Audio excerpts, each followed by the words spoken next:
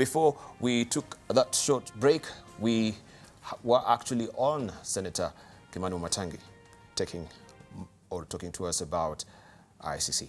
Yes, Debarl, but please allow me this one, because I just received a message from a friend of mine, somebody that I know, who lives somewhere at flyover on your way to Naivasha, and just sending me a small message on the progress of somebody who I know who happened to have been in that accident. And let me take that opportunity, Debarl, to send sincere condolences to all Kenyans who are involved in that tragedy, a tragedy that have very sadly taken the lives of many of our fellow citizens, and to urge all agencies which have been tasked with the role of ensuring that our roads are safe, to make sure that they do what they do. You know, one of the questions that I kept asking Debarl was this. You know, on that road, there is a clear restriction that vehicles above 7 tons are not allowed on that road. It has been there all the time. I was asking myself, how did this tanker find its way past a police check that is normally near the forest at Kinale? How did it come to find its way past a police check that is normally at flyover, then to start rolling down Karai? I just couldn't understand that, because every time if you try to drive a vehicle that's above the tonnage on that road, with all my experience, you'll be stopped. So I was asking myself, how did this happen? Those two roadblocks are actually, there are 3, all the way from the entry at Larry.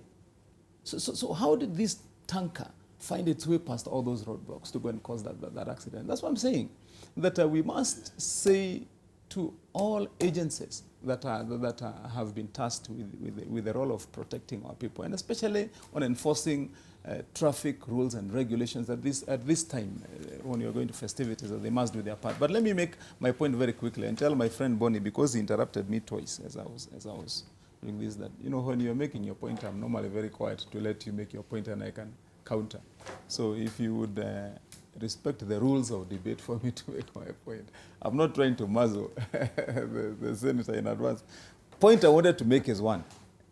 You see, last week, there was a press conference that was held by the 4 principals, Debarl, and this, I want to relate and feed into this debate about ICC funding by NGOs and the excuses that are held to justify poor violence. And I want to call them excuses, because, you see, with the process that we have undertaken from the time when the CORD coalition called for the removal of the IEBC, and then the subsequent debate we have had, even on this forum, about the committee that was formed, and our colleague here, Bonnie, was part of that committee, and the law they came up with. And then immediately after that particular law, the process now has started. Last week they held a press conference, and remember the key things, and I would not want our country to miss out on the key things that were said by those principals, because those matters that they raised are pointers, serious pointers. And you know what I'm saying? I'm saying this, if they mean what they were saying, then I would be the first to say, let us first not withdraw from ICC, if they're serious about what they're saying. Because if then they will go along that way, we have serious new candidates for the ICC. What were they saying? They said, to begin with, that they want commissioners sitting by the 23rd. After that, they gave very key and emphasized issues that must be undertaken before we go to the polls. One, they said there has got to be a comprehensive and fettered review of the voters' register. What's wrong 2, with that? just let me make my point. I told you to wait. You have all the time to hold respond. your horses, Bonnie. 2, they said that there has to be allowed enough time for the review of that register and new registration. Thirdly, they said cancel all the tenders which have been given or which have been awarded, including those for ballot papers and anything that has been undertaken until commissioners are sitting. And mindful of the timelines. The summary that they summarized with was this. that if those things are not undertaken and we go to a poll, they will not accept a poll that will have been either the results that have been realized from that process. And what are they trying to say? And this is my interpretation, that they are laying the ground to justify poll violence just in the event that they will lose, which they can see. Thank you. And you see, Debarl. Now we need to wind up on that. Yes, let's wind on it while I make this one point. That if what we are seeing from that setting is what they mean, then we are heading to poll violence. On the question of what the president said about funding by NGOs, it is a reality. It is true. I wish, I have raised this point myself severally. I wish NGOs they would call me. I have true cases that I have one NGO that I can name and show that receives money from the USA and withdraws this money from Kisumu. Yes. And they pretend that this money is for funding activities for the NGO. I can go today and give this evidence. You see, and if we allow this to continue, then definitely we cannot rule out that there will be interference and people. But what is so wrong with the NGOs really funding these organizations? Because this is for civic education. Because when that money is received, Debarl, it does not go to those activities. It is not for. It's not for supporting the projects or programs. But you don't have any scrap of evidence to ascertain that. Absolutely. Personally, I have evidence. It is for supporting political activities by certain individuals. That's the point. And if you allow this to continue and we are too nice or too shy to talk about it, then this country goes down again. But just a moment. But it's a given. No, just a moment. It's a given that, first of all, certain NGOs, they do sponsor certain parties, yes, certain individuals. What is so wrong with that? If they are happy with your ideology, and if they are happy with your policies and regulations that they think they want to support, what will be wrong with that? Now, Debarl, this is my point. You see, if we are an NGO that supports civil society for useful political awareness, then so be it. But when you have NGOs which are masquerading to be undertaking community welfare work, to receive funds, to redirect, to fund politicians, political activities, activities of strikes and so on. Okay. Then Thank you. What we are saying is that we are letting the country be influenced by outside. Okay, let's hear from Jacoy, then we come to you. Yes. Let's hear from Jacoy, then we come to you, Boni. You know, this is a very sober friend. But you see, he's taken the cue from the lies told to the nation by the president yesterday. So Wamatangi is a very small person. Let us just address, and I want to beg my friend Boni, what the issues Uhuru Kenyatta was trying to redirect the country to. When you begin talking about NGOs, in other words, you are saying, you're talking about NGOs, then you're talking about ICC. In other words, you're saying, let me deal with Kenyans the way I want. I'm the supremo. Kenya is not an island. Kenya is one of the, it's one among the many members of community of nations. And when Wamatangi says he knows that NGO, this particular NGO withdraws money from Kisumu. Yes. No money can be withdrawn without the knowledge of central bank. Who controls central bank? In fact, it is actually his tribesmen who the president even refused to appoint a board for almost 3 years. So they know. I can assure you, Kenyan is stupid. If there was an NGO which was not affiliated with them or to them, that NGO would have been out of business long time ago or yesterday. So what Wamatangi is trying to peddle and what the president was trying to peddle yesterday is preparing us for a debate that would change the debate from the issues of corruption. The reasons why Uhuru Kenyatta is going home are issues of corruption. Let us address issues of corruption as a country. Let us go to the ballot. Choose Kenyans who will at least stop the down south trend with the economy of our country. All right. Yeah. Let's hear from Boni Khalwale. Yes, I just want to remind Honorable Wamatangi that what you have just alleged, foreigners pouring cash for removing the government in power, is a very old ruse. That ruse used to be used by Moi. Granted that Uhuru and Ruto are political students of Moi, but surely they should have known that in current times people can't take that. There is nothing wrong, Honorable Wamatangi, with an organization receiving money from a foreign entity for purposes of carrying out legitimate political activities. This morning at 9, I will be at Intercon Hotel addressing an estimated 1,000 plus women aspirants. An NGO has brought them together for purposes of strengthening them. That is not criminal. The president is alleging that those entities should restrict their financing to IEBC.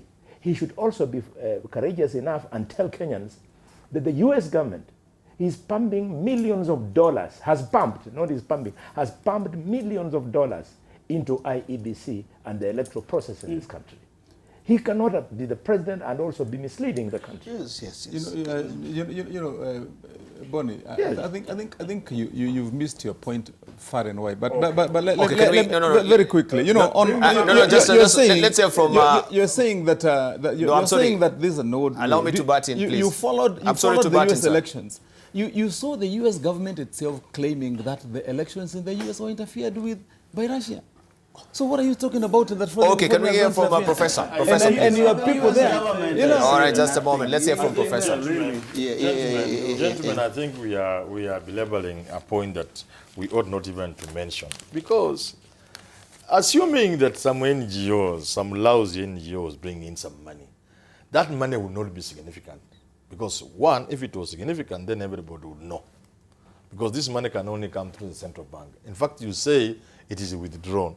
Money you withdraw and is coming from out of the country, I mean from some other country, the central bank is involved. So it's not even an issue. Number two, I very much doubt that an NGO can give you money that can surpass the kind of money that people in this country will get after stealing our money. Eurobond. People have looted billions of shillings. And if they are going to put these billions into an election, would they really be worried about some loose change from an NGO?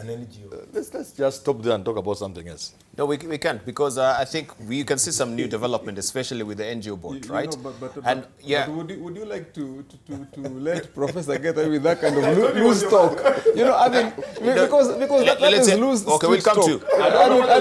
Especially coming from a professor. Maybe you didn't hear properly. I'm saying what we're trying to see also is... What I'm saying is this.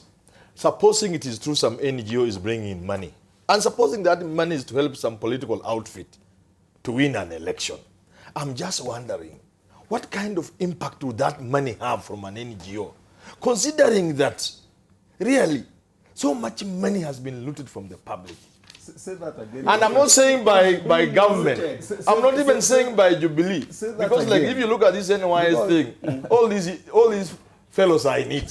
Whether they are CORD or Jubilee, they are all, for example, in this NYS thing. So I'm saying the political players in this country have looted so much money from the public that what an NGO would bring in will be... Okay. Now, what you need to look at, Professor? No, let's say from Mithika. I was just watching you because you are devoid of a lot of information on that particular point.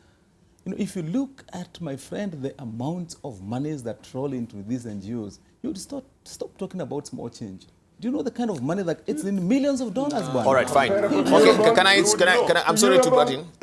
Yes, let's hear from Mithika. Then I'm going to ask you why also the government is particularly intent to see this ministry domiciled under the Ministry of Interior. From where it was before, it was under the Ministry of Devolution. And we have this particular directive that came from the Presidency Ministry of Devolution Planning, and it says that gazettement of commencement date of the Public Benefit Organization Act 2013, that reference is made to your letter dated 15th November 2016 on the above matter by a directive dated 28th October 2016, from the Executive Office of the President, the function relating to PBO organization and the NGO coordinator or coordination board were transferred from the State Department of Planning and Statistics to the State Department of Interior. The function relating to PBOs is thus no longer domiciled in our ministry. In this regard, we will request you to liaise with the State Department for Interior on all matters pertaining the public benefits organizations. So yours sincerely, of course, this is coming from the Cabinet Secretary, Ministry of Devolution. So the question is, we saw what really happened with the NGO board, where he was particularly intent on the mischief that is being carried out in that particular board. But who is really protecting this particular board that we've seen the ministry moving from devolution to interior? And what is the correlation between civil society organization and the Ministry of Interior? Debarl, I think the questions that are being raised are good enough for us to retreat back and start interrogating them in depth. But, you know, the Public Benefits Organizations Act is an act of parliament, I think. We passed that law. And out of either, I will not want to say inefficiency, either out of those areas of omission or commission, we were not able to specifically give direction on where that should have been, because even if we did, I think it would have been also going beyond our boundaries in terms of mandate, because the president has power to reallocate in departments and within government. So where he can transfer them, and I think that will not have a problem. So what we can ask is probably we can further ask the reasoning. Why is he doing it? And for that, we can only speculate and not be able to get the actual reason why he has to do that. So, for example, the transfer of the management of the NGOs to the Ministry of Interior, according to my thinking, so because there is that assumption, yes, there is the assumption that so much money is channeled through NGOs. And for easier control and easier monitoring of the kind of money, and for what purpose that money is coming in for, then the right area to settle that department is within the Ministry of Interior, because the Ministry of Interior is the presidency. So that way, it will be very easy.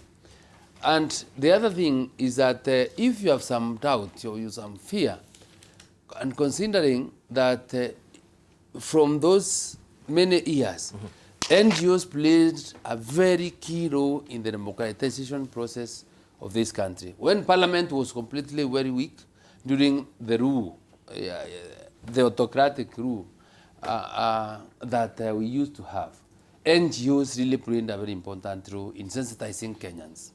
So I am not a subscriber to the people that have the thought that government does not perform well. But I'm saying that those people that may be paranoid, people may be having fears that some money may be coming to destabilize the government. But the question is, the question is not even it being domiciled in Interior and it should be now directly under the presidency. The question is, why does it come quick off the mark after, you know, the Cabinet Secretary, Ministry of Interior, of actually devolution, has questioned the runnings of the NGO board?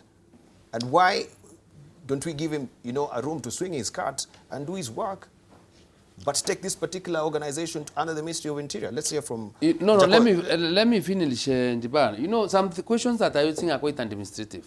And, you know, you may never know at what particular time you are required to react to a matter that has just happened, because you cannot really plan for these events. So, unless people want also to muscle the minister in charge of devolution, then it will not be very fair to connect the transfer to what really is happening at the ministry. If you look at the headline that we have on the Star, we look at the development that is happening from the devolution to the ministries of Interior as well. What do you think? Do you think there is a dark underbelly to this? We've seen also the Public Benefits Organization Act that you passed and you've mentioned, and they really raise a lot of umbrage regarding, the clamping of NGOs. So is the government particularly intent But Mithika cannot even get away with the statement that it is administrative. Because if it is administration, the president would have to go to his office to administrate or administer. He never goes to the office. What Mithika is saying is really very bad for our country. Administrative things are done in the office. That is where government administration is done. Now let me tell you this. What Wamatangi is saying, Debarl, that when you talk about theft of SGR, now the port of Mombasa or that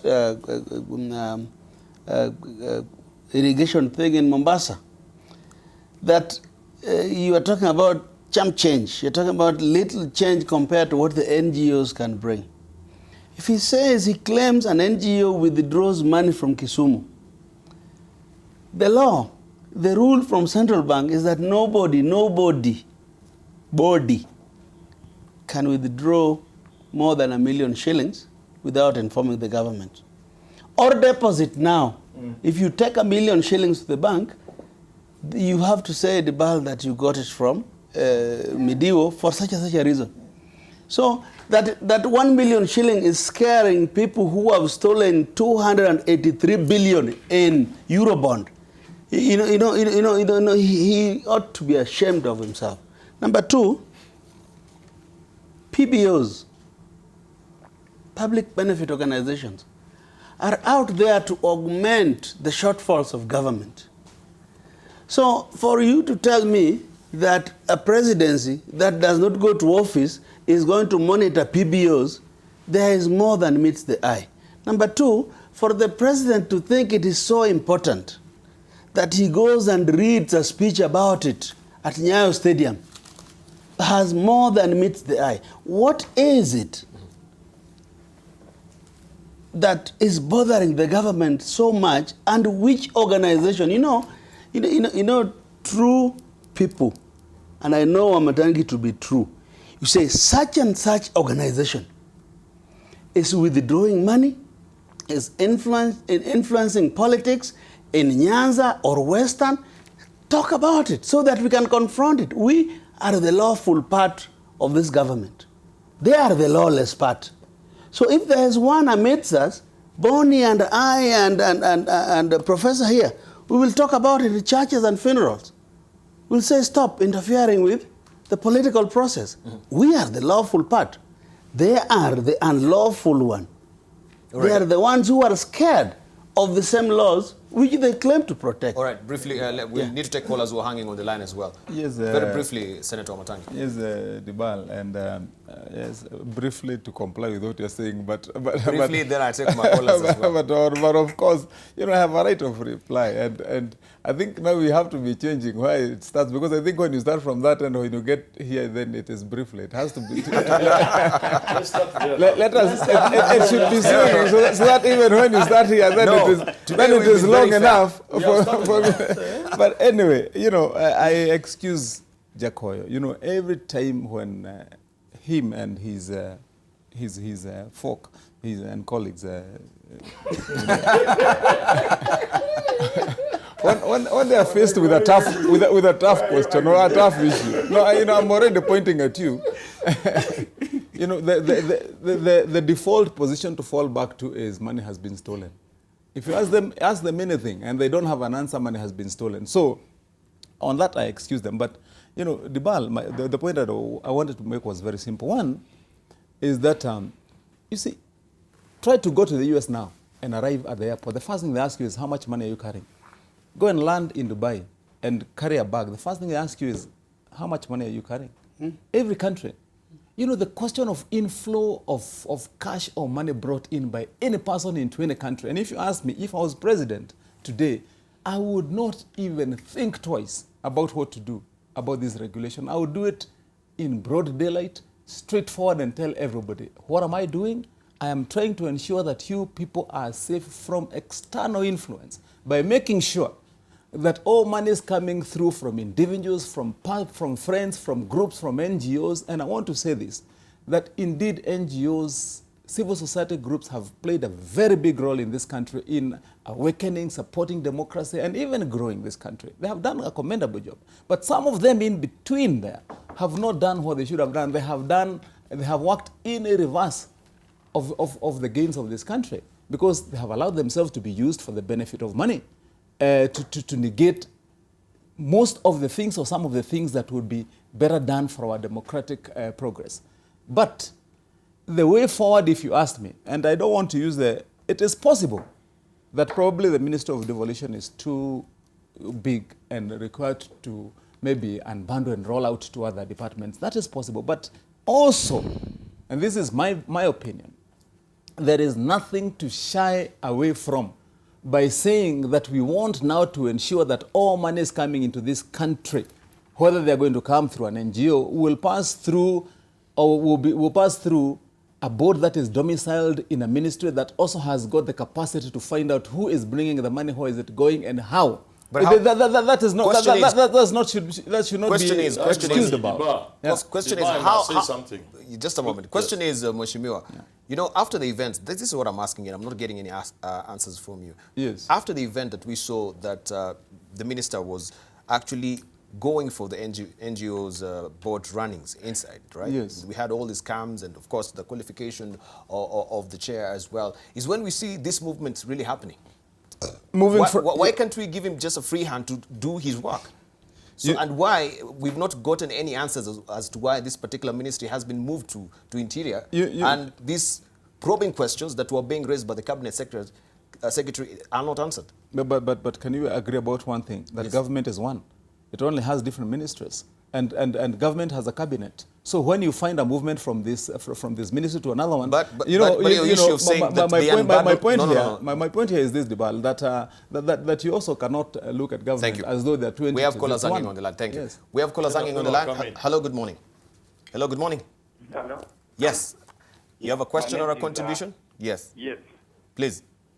Kamana from Yes. Gong. Now, I get worried when I see leaders like Jacoyo or even Debarl himself. You guys are not worried about people interfering with our elections.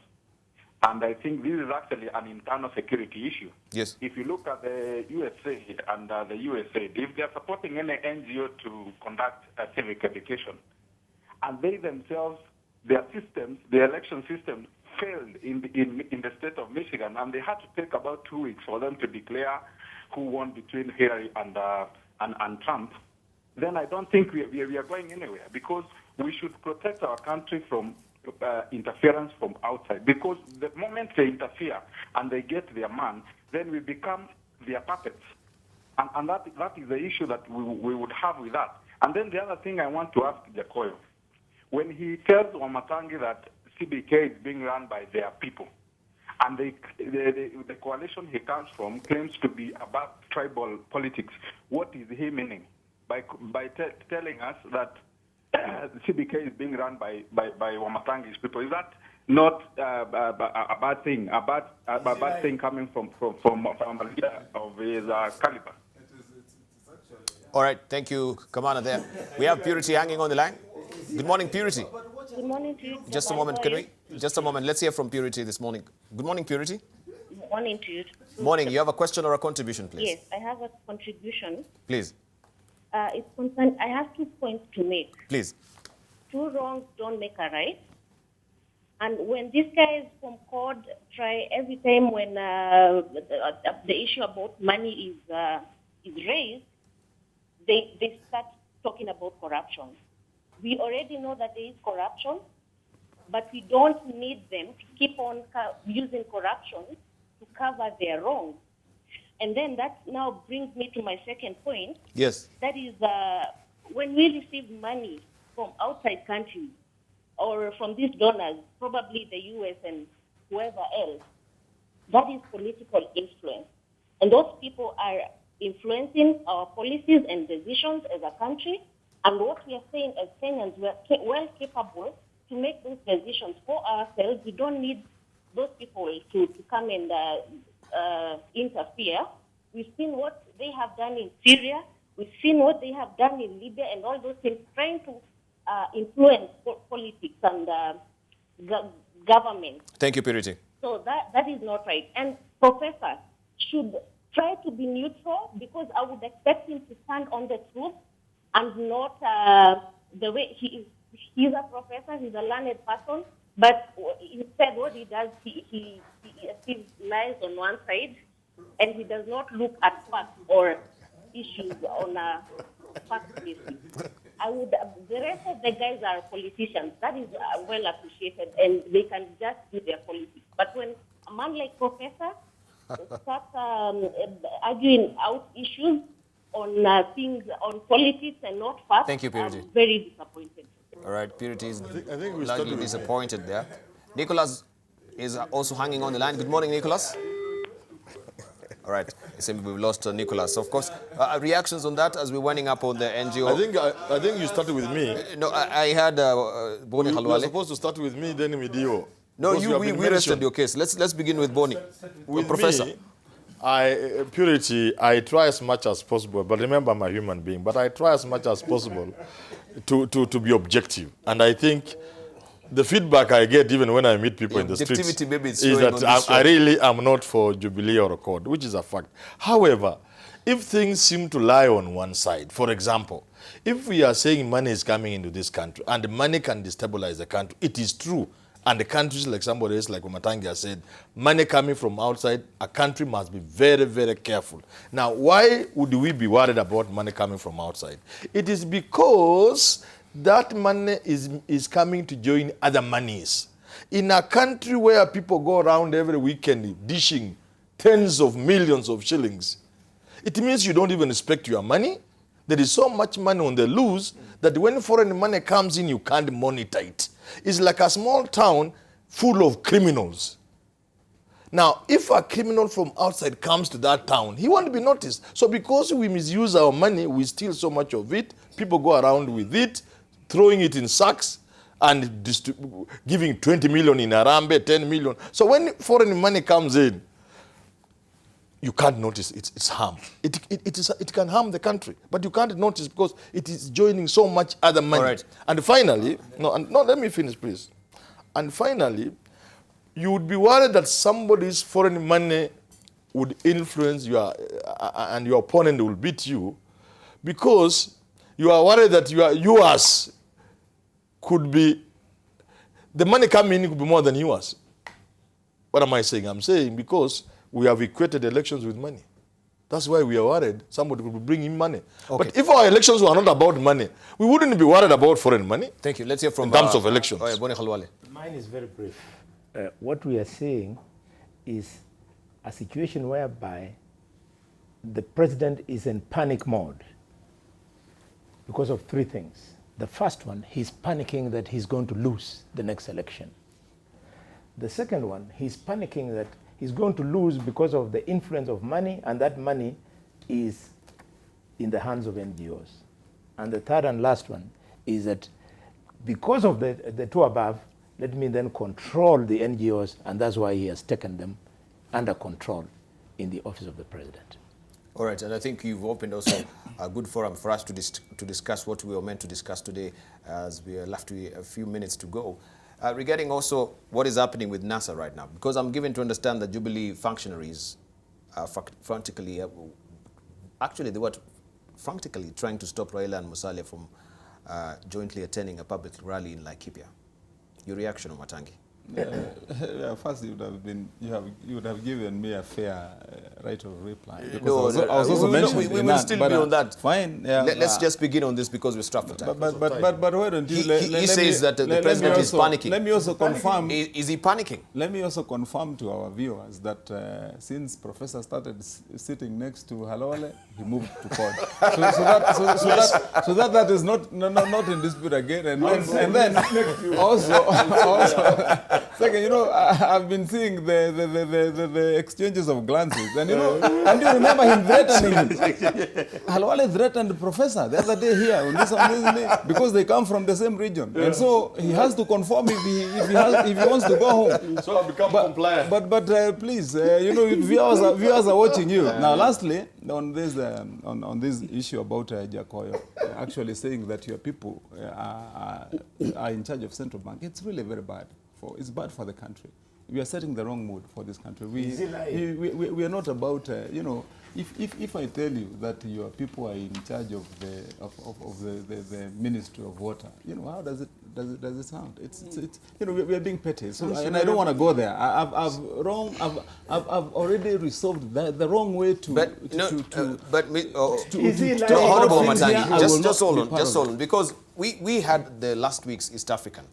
It had a whole full report about the central bank's governor and the way he's really frustrated, right? And the way people are actually trying to oust the governor from his position because he's doing a sterling job.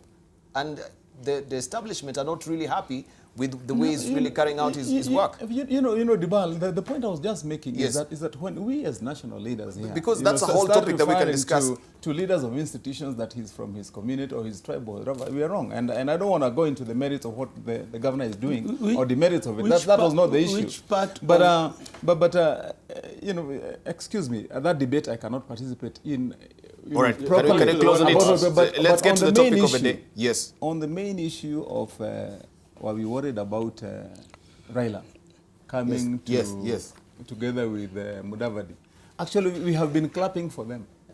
We have been clapping very loudly for them and urging them on. You know, bring it on. Come on, let's you know, and unite faster. Let's then get to move this country to what mature political competition is all about. You know, they have been trying to introduce this narrative of pettiness as a part of what we do. We don't. We do not. That's why you don't see us going to sabotage what they're doing.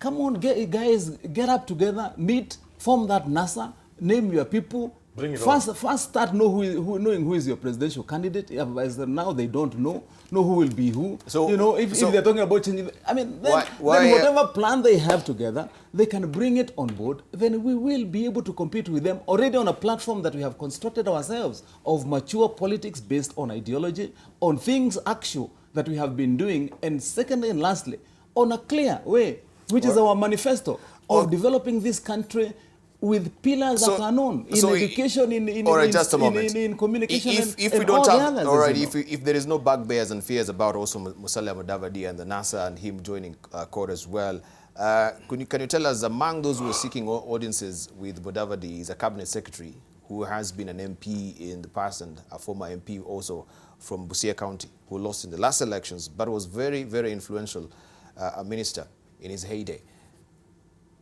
You know, I didn't get your question, but I can still answer it. I can answer it because you know that guessing behind the scenes of who is talking about who. And remember, and I want to please, for the sake of this country, Debarl, let's be fair. This is not the first time that Musalia Mudavadi has worked together or united or fronted together with Raila. It's not the first time. And neither is it the first time that he has been with the opposition members. All of them put together. They have worked together. So there is no, we're acting or talking as though there is going to be, you know, another big bang of the globe. Thank you. Thank you very much. Let's wind up with it. All right. We are ready. Yeah. Let's say, Professor, we come to you. Right. Professor, at the risk of... No, we haven't heard from Jakoy for a while. Okay. I think it's only fair that we hear from Jakoy. Yeah, but just to inform my friend Ramatangi, because you know you're asking him questions he has no answer. But you know, Ramatangi, these are street politicians. There are real places where people are worried. If you saw the president talk yesterday, he realizes that the last time Musalia and Raila were together, it took Kibaki to steal the elections. That is a fact in 2007. So this tsunami is actually taking shape. A few weeks ago, Wamatangi dismissed Musalia here on this bench. Now it is real, especially when Musalia went to Mount Kenya region and said it doesn't have to be him. But Uhuru must go. We must stop corruption. We must deal with issues. It does not matter. Somebody must take that office to slow down the wrong trend. So I want to really, Debarl, to assure the caller, Kamana or Purity, you know, it's Christmas season, that you know, we are only being truthful. It is not that we run to matters corruption when issues are raised. It is just that there's nothing good about us to talk about except talk about corruption. Thank you. I mean, All right, thank you. Let's wind up on that. Boni Khalwale, we've not talked about Bernard Musheru. Yeah, the internal auditor that has been transferred now to what they call the cold room, as a person who's very ineffective. I have a comment to make on this one before we leave it. Yes, very briefly, because we're really stuffed for time. Nobody's briefer than me on this show. Oh, please. All right, I want don't to put say in my... 3 things about this NASA thing. Number 1, there is a wind of change blowing. I've said it before. Yes. You've seen it in Africa. And if you want to know what is going on, I'm a very good person. I hope Purity has not left the TV. Wamatangi advised the big wigs of Jubilee, including the president, to read the concession speech made by President Mahama in Ghana after losing the election. Please, that is a must-read speech. You must read it and see the things he has said. Number 2, when people are united against a government that seems to be suffering from credibility issues, the united front, more often than not, ends up winning. And it has happened in this country. Finally, and this is for Matangi and Jubilee, if I look at what's going on in this country objectively, if elections were called tomorrow, there is absolutely no way Jubilee can win. Absolutely. However, it doesn't mean they can't win in 2017. That's from a court perspective. That's my advice to them would be, listen, my advice to them as somebody who looks at these things objectively is that they will need to go back to the drawing board and ask themselves, what are the things that happened in Ghana to make Mahama lose that could be happening in this country? Thank you. We can't leave this without my comment. Debarl. You know, what worries me, and the election that I am always very afraid of, is an election where you pit 2 candidates. It becomes very difficult to determine that election on the ideology or on ideas, and at times it gets to emotion. And this is the fear that I may have for this country. Because if Kont was to succeed to bring in Musalia Mudavadi and everybody else together, so that is Team Kont versus Team Jubilee, then we will really break the country at the middle. And this is my fear. I would personally encourage them. If you people are believers in democracy, Boni, because I know you don't believe in Kont, you believe in Fond Kenya. Yeah, and that is where you want to be and associated. Thank you. Kindly advise ANC Linda, right? Thank you. To stay put, let in the ANC, join him, and continue giving your ideas, because your ideas do not really converge. There's a marriage of convenience that you are trying to really bring here, and not out of love. Yes, about Musheru, Musheru, the long and short of it is that he has been punished yes. for doing a good job. And if Purity is still out there, this punishment is because Musheru was fighting corruption, period. And for her to expect us not to talk about corruption on this platform, it would be denying Kenyans an opportunity to have leadership that responds to current events. Finally, on that very platform of corruption, President Uhuru yesterday, and reported in the Standard on page 2, he promised once again for the uptenth time that he will punish NYS looters. I want to say it here and now. There is no time for saying, I will. You should have acted yesterday, and if you don't know where to act, it is clear.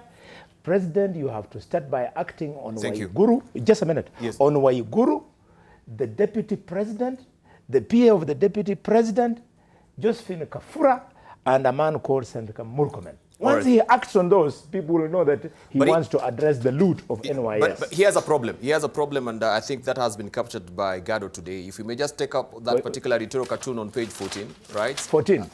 No, not that one. Please pick up my laptop so that you can see 14, yes. There you have on the standard. The standard. You have it on the screen. That's the president. That's the president, Uhuru Kenyatta, and you can see his leg. I saw it yesterday. And that's corruption. He's saying, Mr. President, for us to cure this problem, you better work with us here. Who is that saying? Is that Waiguru? That thing is the deputy president. Oh. That is the leg of Mr. Uhuru. So do we amputate this particular leg? I don't know what, Gado, I leave it for you to decipher. Did you say that is Ruto? That is Ruto, the Singh. You cannot remember the Singh saga with Western Hotel as well. He's always been depicted by Gado as such. Matangi, what do you have to say? Let me be the anchorman here.